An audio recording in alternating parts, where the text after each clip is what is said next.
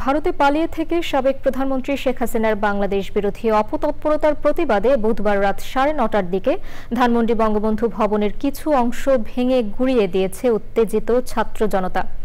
এ সময় ব্যাপক ভাঙচুর চালিয়ে বিভিন্ন কক্ষে আগুন ধরিয়ে দেয় তারা। এনামুল কবির, রূপমের রিপোর্ট।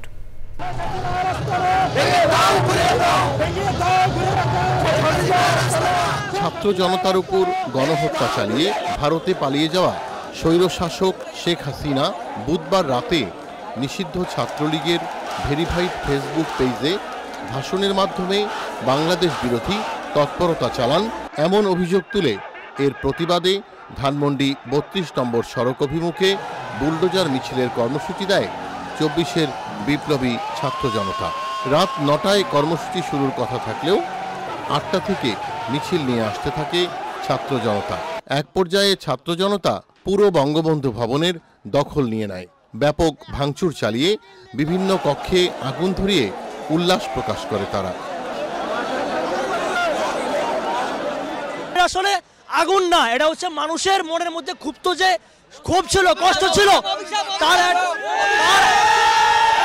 তার একটা সুপ্ত বহিঃপ্রকাশ, একটা সংক্ষিপ্ত বহিঃপ্রকাশ ঘটেছে আজকে। খুনি হাসিনা ওপারে বসে বসে মানুষকে যেভাবে উস্কানি দিচ্ছে, আমাদের মধ্যে যে একটা জাতীয় ঐক্য আছে, এটা আজকের ঘটনার মাধ্যমে আবার প্রমাণিত হলো।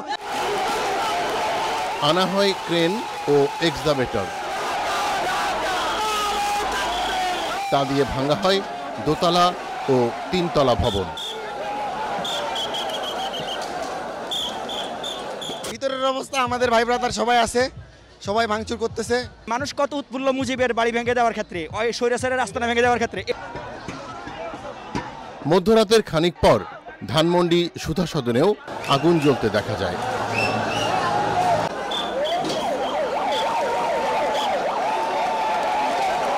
Enamul Kabir, Rupam, channel I, Dhaka.